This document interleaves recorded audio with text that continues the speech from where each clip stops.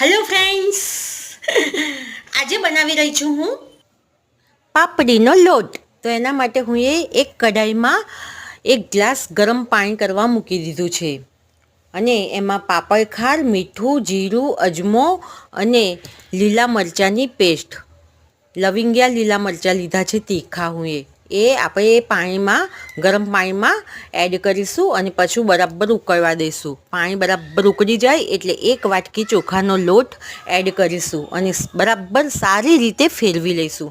બરાબર ફેરવતું રહેવાનું તાકી અંદર ગાંઠા ના પડે, એટલે બરાબર હલાવવાનું. અને પછી આ રીતે સરસ મિક્સ થઈ જાય લોટ પછી પણ બરાબર ફેરવવાનું, લીસો થાય ને ત્યાં સુધી ફેરવતા જ રહેવાનું.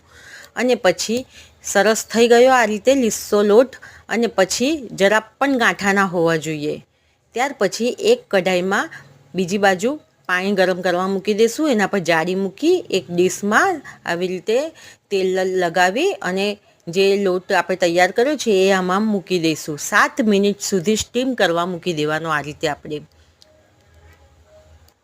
7 મિનિટ સુધી સ્ટીમ થઈ જાય સરસ, એટલે પછી આપણે એને ખોલીને બીજી ડીશમાં કાઢી લઈશું. જો સરસ થઈ ગયો છે. હવે આ લોટ કાઢી લીધો પછી જે અથાણા સંભાર મસાલો આવે છે ને એને હું ઉપર એડ કર્યો છે અને 2 ચમચી સિંગ તેલ એડ કરવાનું. સિંગ તેલનો ઉપયોગ કરવાનો તો ખૂબ જ સરસ લાગશે. બસ થઈ ગયો આપણો બજાર કરતાં પણ સરસ મજાનો પાપડીનો લોટ તૈયાર.